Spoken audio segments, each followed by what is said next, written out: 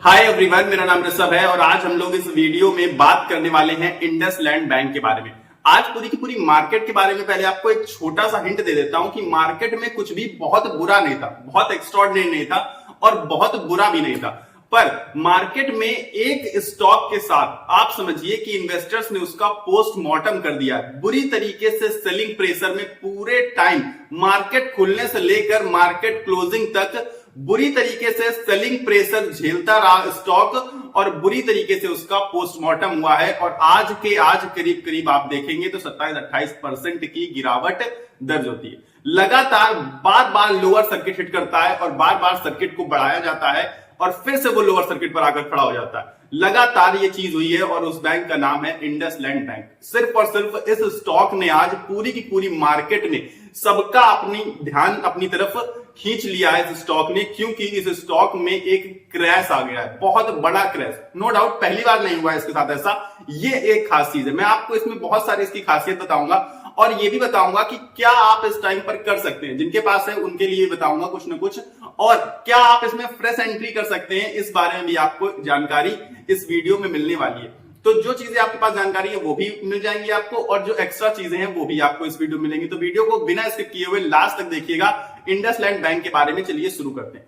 तो अब बैंक में प्रॉब्लम क्या है कि बैंक के जो डेरिवेटिव अकाउंट्स हैं उनमें बड़े नुकसान की आशंका थी। ठीक है, मतलब बड़े नुकसान की आशंका थी। इनफैक्ट ये चीजें पहले हो चुकी थी लेकिन अभी तक डिस्क्लोज नहीं हुई थी, ये समझ लीजिए आप। तो इसका इनके नेटवर्क पर एक निगेटिव इंपैक्ट पड़ने वाला है और करीब करीब कंपनी ने अपनी तरफ से साझा किया है कि 2.35% के आसपास, लगभग 2.5% इनके नेटवर्क में कमी आने वाली है इसकी वजह से। अब ये नुकसान जो था इनका, ये फॉरेन एक्सचेंज में था, जो कि ये लोग करते हैं अपना डॉलर वगैरह में।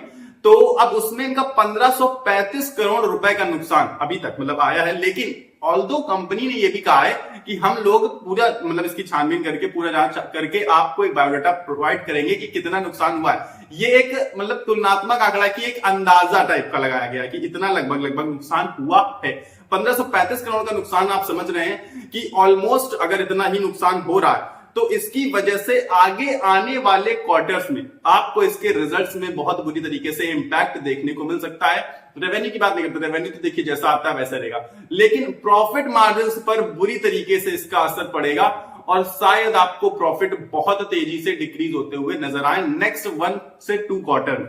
लेकिन कंपनी ने कहा है कि इसी क्वार्टर में ये इन सब चीजों को सॉर्ट आउट करके मतलब 31 जो मार्च है वहीं तक आपको, तब तक ये सारी न्यूज आपको प्रोवाइड कर देंगे कितना क्या नुकसान हुआ। यानी कि Q4 में ही इस रिजल्ट्स मतलब इसका जो न्यूज आई है इसका आपको रिजल्ट्स में देखने को मिल सकता है इंपैक्ट। इसके बाद सारी चीजें वैसी ही चलने वाली हैं अच्छे तरीके से, शायद ऐसी कंपनी को अनुमान है। तो अभी तो हाल फिलहाल ये स्टॉक प्रेशर में ही रहेगा जब तक Q4 के रिजल्ट्स आउट नहीं होते। और रिजल्ट्स अभी से सबको पता है कि निगेटिव आएंगे, तो ज्यादातर आपको पता है कि उसकी वजह से भी सेलिंग हो ही चुकी है। अब आपको अगर लग रहा है कि इससे ज्यादा ये स्टॉक बहुत गिरने वाला है, तो मुझे लगता नहीं कि 600 के नीचे बहुत ज्यादा जाने की आशंका जताई जा सकती है। 600 पे काफी अच्छा स्ट्रॉन्ग सपोर्ट मिल जाएगा इसको, ऑल्दो भी थोड़ी बहुत 600 के ऊपर है उछाल, तो ये मान सकते हैं, कह सकते हैं हम लोग। अब इसमें प्रॉब्लम क्या सिर्फ और सिर्फ ये फॉरेक्स एक्सचेंज वाली प्रॉब्लम की वजह से ये नेटवर्क में जो 2.5% के आसपास गिरावट आ रही है, ये डिस्क्लोजर इस न्यूज की वजह से ये स्टॉक गिरा इस न्यूज की वजह से ये स्टॉक। लेकिन अभी तक अगर आप इसका ईयर ऑन ईयर देखेंगे तो एक साल में लगभग 60% की गिरावट दिखा चुका है। अगर हम एग्जैक्ट नंबर की बात करें तो 58%। अब आप समझिए कि लगभग 60% की गिरावट पहले ही हो चुकी है, आज तो सिर्फ 27-28% की गिरावट हुई है। तो इतनी बड़ी गिरावट इसमें ऑलरेडी दिखा चुका है। ये इसका मतलब है कि इसमें प्रॉब्लम्स और भी चल रही है, कंपनी के मैनेजमेंट में अंदर प्रॉब्लम चल रही है। अभी हाल फिलहाल जनवरी के महीने में ही इनके सीएफओ ने रिजाइन दिया था और उन सीएफओ का नाम था गोविंद जैन ने रिजाइन दे दिया था, जिनकी जगह पर अपॉइंट किया गया था अरुण खुराना को, जो कि ऑलरेडी इसमें काम करते थे पहले से ही किसी दूसरे डिपार्टमेंट में।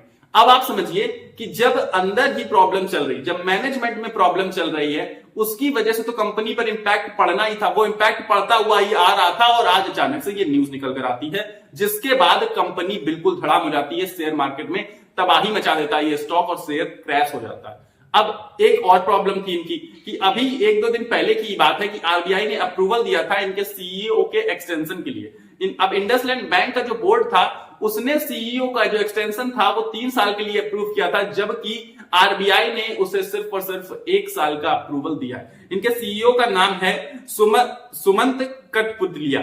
तो अब आप समझिए कि जो सुमंत कटपालिया है, अजीब से थोड़ा नाम था सुनने में, बोल नहीं पाया पहली बार में शायद, तो 3 साल के लिए बोर्ड ने इन्हें एक्सटेंशन दिया सीईओ के पद के लिए, जो ऑलरेडी हैं 2020 से।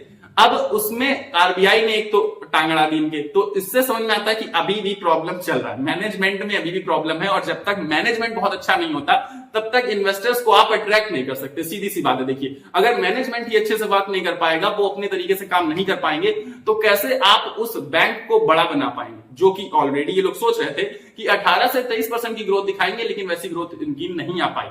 ऑल्दो ग्रोथ अच्छी आई, 14% की ग्रोथ दिखाई है लास्ट 5 इयर्स में, जो कि काफी बेहतर मानता हूं मैं पर्सनली, आपको बताऊं तो। अब सबसे बड़ा सवाल निकल कर आता है कि ये स्टॉक में करना क्या चाहिए भैया, क्या हो सकता है इस स्टॉक का। तो मैं आपको बताऊं कि 2018 के आसपास ये स्टॉक 2000 के ऊपर ट्रेड कर रहा था, और इसके बाद से ये स्टॉक क्रैश हुआ। वहां पर भी ये स्टॉक क्रैश होता है और क्रैश होकर 400 रुपए पर आकर खड़ा हो जाता है। उस 400 रुपए के बाद से इसने फिर पीछे मुड़कर नहीं देखा और लगभग 1500-1600 के आसपास इसने टच किया, और इसके बाद आप फिर से देख रहे हैं कि लगातार गिरावट इसमें जारी है। अब आप बस ये समझिए कि इसने जो अब आज लो बनाया है ना, 5 साल पहले ये इस प्राइस पर, इतने प्राइस पर था, यानी कि 5 साल पुराना रिकॉर्ड तोड़ दिया। सिर्फ 52 वीक लो नहीं बनाया इसने, समझ जाइए 5 ईयर लो बना दिया है। तो अब स्टॉक प्राइस बहुत नीचे आकर खड़ा हो चुका है, ऑल्दो ये चीज तो बिल्कुल आपको माननी पड़ेगी।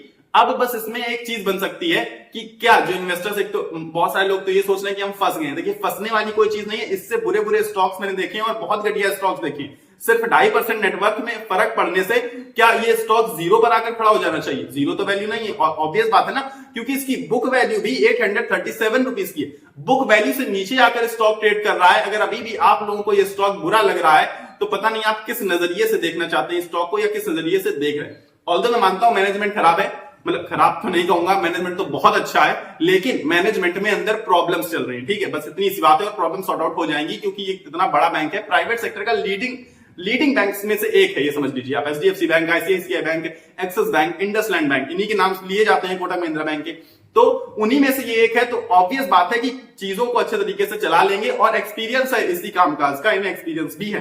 तो अब करना क्या चाहिए, क्या कर सकते हैं? अब करने के लिए मुझे पर्सनली लगता है कि ये जो स्टॉक है, तो अभी हाल फिलहाल तो इसमें थोड़ा सा आप इसे एनालाइज करिए, देखिए, समझिए। और अगर ऐड भी करना है आपको, मैं ये नहीं कह रहा हूं कि ऐड मत करिए, बिल्कुल ऐड करिए, क्योंकि मुझे लगता है काफी अच्छा समय है, लेकिन 1-2 स्टॉक लेकर देखिए, 2-4 स्टॉक लेकर देखिए, सब कुछ मत झोंक दीजिएगा एक साथ, क्योंकि हो सकता है ये वापस 400 तक जाए। ऐसा भी हो सकता है ना, क्योंकि 400 पे इसका सबसे मेजर सपोर्ट है, वो सपोर्ट नहीं टूटेगा, ये तो फिक्स है। लेकिन अभी मुझे लगता है कि 600 वाला सपोर्ट भी नहीं टूटना चाहिए, क्योंकि 2.5% नेटवर्क में फर्क पड़ने से क्या वो स्टॉक 80-90% टूट जाएगा यार? ये चीजें आपको समझनी चाहिए ना, बस यही चीज इंपॉर्टेंट चीज है। तो बुक वैल्यू के नीचे आ चुका है। अगर पीई की बात करें 9-9.5 रुपए पर आ गया है, जबकि इसके इंडस्ट्री का पीई 12 रुपए है। तो अपने इंडस्ट्री के पीई से बहुत सस्ते दामों में मिल रहा है कंपैरेटिवली देखा जाए तो। अब आपको ये चीज समझनी है कि रिटेलर 16% के आसपास थे, और मुझे लगता है आज रिटेलर्स आउट हो गए होंगे, आज ज्यादातर इन्वेस्टर्स ही आउट हो गए होंगे। एफआईआईएसडी, डीआईआईएसडी, बहुत सारे लोगों ने दबा के सेलिंग देखी। सिर्फ रिटेलर्स करते तो क्या होता, कुछ भी फर्क नहीं पड़ता, स्टॉक में 1% का भी शायद अंतर ना आता अगर डीआईआईएस पूरा मान उठा लेते तो। लेकिन ऐसा नहीं हुआ, सबने दबा के सेलिंग करी है, और आज इसका एक और नया रिकॉर्ड निकल कर आया है कि इसने 5 साल पुराना तो अपना लो टच किया, वो एक रिकॉर्ड है इसका। और इसके बाद एक मेजर रिकॉर्ड है इसका कि 10 करोड़ से ज्यादा के वॉल्यूम पर सेलिंग हुई है इसमें। सबसे ज्यादा वॉल्यूम आज तक इसने अपनी हिस्ट्री में दर्ज कर दिया। इतने वॉल्यूम में आज तक ना इसमें बाइंग हुई है ना सेलिंग हुई है, सबसे ज्यादा वॉल्यूम आज के दिन आया है इस स्टॉक में। अब आपको समझना होगा कि क्या कर सकते हैं। जितने भी ब्रोकरेज फर्म्स थे जिन्होंने रेटिंग दी थी, चाहे वो बाई रेटिंग हो, ओवरवेट रेटिंग हो, रिड्यूस रेटिंग हो, कुछ भी हो, जैसे नुवामा ने रेटिंग दी थी कि अपने होल्ड को रिड्यूस में कन्वर्ट कर दिया था, कहा था कि 100 घटा सकते हैं हम लोग अब, तो उसको घटाकर इन्होंने टारगेट प्राइस पता है क्या रखा, 750, आज ही टूट गया। कोई भी जितने ब्रोकरेज फर्म ने जो भी टारगेट रखे थे, सबसे लोवेस्ट टारगेट्स की बात बता रहा हूं, नुवामा का था 750, सारे टूट गए। आज के दिन हर एक जो टारगेट थे टूटते हुए नजर आए हैं। इसलिए मुझे लगता है कि अब स्टॉक में गिरने के लिए बहुत कुछ नहीं बचा। देखिए एनालिस्ट बोल रहे हैं ना कि ठीक ठाक मतलब गिरेगा, सब बोल रहे थे गिर जाएगा, लोअर सर्किट लग जाएगा, लेकिन उन्हें नहीं पता था कि 4-5 लोअर सर्किट आज ही लग जाएंगे, ये भी चीज थी। तो अब वो सारी चीजें हो गई हैं, तो सारी बुराइयां, सारी कमियां मुझे इसमें निकलते हुए दिख रही हैं। आप कहीं बुराइयां कमियां तो निकली नहीं, वो चीजें तो अभी वहीं की वहीं कि 2.5% नेटवर्क में प्रॉब्लम आने वाली है, और जो मैनेजमेंट में प्रॉब्लम चल रही है वो अलग।